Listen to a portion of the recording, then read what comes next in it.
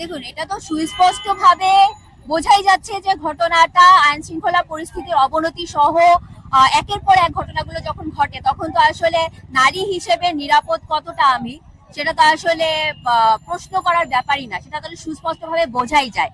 এবং শাস্তির ব্যাপারটা হচ্ছে সর্বোচ্চ শাস্তি হতে হবে ধর্ষণের, এবং সর্বোচ্চ শাস্তি আসলে নিশ্চিত করতে হবে। আমরা যদি অ্যানালাইসিস করি তাহলে আমরা দেখতে পাবো যখন এরকম পারিবারিক পরিবেশে বা পরিবারে যখন ধর্ষণের ঘটনাটা ঘটে তখন শাস্তি নিশ্চিত হয় না, নানা কারণে হয় না, নানাবিধ কারণে হয় না। নারীর উপরই চাপ থাকে, তারা হচ্ছে সুস্পষ্ট ভাবে মামলা করতে পারে না কিংবা মামলা প্রত্যাহার করে নেওয়ার একটা চাপ থাকে। তো এই সমস্ত ঘটনা কেন ঘটে? শুধুমাত্র একটা ঘটনা আজকে ফোকাসে এসেছে বলে আমরা এটা নিয়ে কথা বলছি, কিন্তু এর মধ্যে কয়টা ঘটনা ঘটেছে আপনি দেখুন, পত্রিকা খুলে দেখুন। তো সবগুলো ঘটনাতে, এর আগের ঘটনাগুলোতে যদি হচ্ছে দৃষ্টান্তমূলক শাস্তি নেওয়া হতো তাহলে তো আসলে এই ঘটনা ঘটতো না বা এই অবধি আসতো না। কেন ধর্ষণ পর্যন্ত আসলেই হচ্ছে গিয়ে, বা কেন মৃত্যু পথযাত্রী হলে, একজন শিশু বা নারী মৃত্যু পথযাত্রী হলে তখনই হচ্ছে কথা হয়, এর আগ পর্যন্ত কেন হচ্ছে ব্যাপারগুলো নিয়ে কথা হয় না, কেন হচ্ছে গিয়ে শাস্তি নিশ্চিত করা হয় না? বিষয়টা হচ্ছে এইখানে।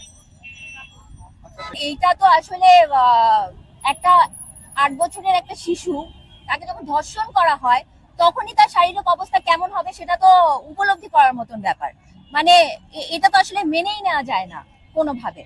তো এই জায়গা থেকে আসলে ধর্ষকের শাস্তি, সর্বোচ্চ শাস্তি নিশ্চিত করতে হবে রাষ্ট্রকে। এবং এটা গণতান্ত্রিক রাষ্ট্র যদি হয়ে থাকে তাহলে আজকে কেন ধর্ষকের শাস্তির জন্য আমাদেরকে দাঁড়াতে হচ্ছে, এটাও তো একটা অনেক বড় প্রশ্ন।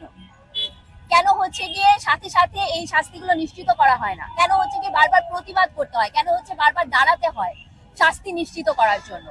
এটা কি প্রশ্ন না? এটা কি, এই প্রশ্ন কি জাগে না? সবার মনেই তো জাগে। তো রাষ্ট্রকে, সরকারকে তো এই প্রশ্নের উত্তর দিতে হবে। এটাই হচ্ছে সবচেয়ে বড় ব্যাপার। সর্বোচ্চ শাস্তি বলতে আপনারা কি চাচ্ছেন আর কি? সর্বোচ্চ শাস্তি ফাঁসি। এবং এটা হচ্ছে কি, এটা হচ্ছে যত দ্রুত সম্ভব ধর্ষণের শাস্তিটা যত দ্রুত সম্ভব নিষ্পত্তি করতে হবে। মামলা ঝুলে গেলে যেটা হয়, বিশেষত এই যে পারিবারিক ঘটনা যখন ঘটে বা পরিবারে যখন ধর্ষণের ঘটনা ঘটে, মামলা যদি দীর্ঘায়িত হয় তখন দেখা যায় মামলা প্রত্যাহারের চাপ সহ নানাবিধ চাপ নারীর উপর আসে। তাই অনেক কম সময়ের মধ্যে ধর্ষণের শাস্তিটা সুনিশ্চিত করতে হবে। এটা হচ্ছে সবচেয়ে বড় ব্যাপার। ধন্যবাদ।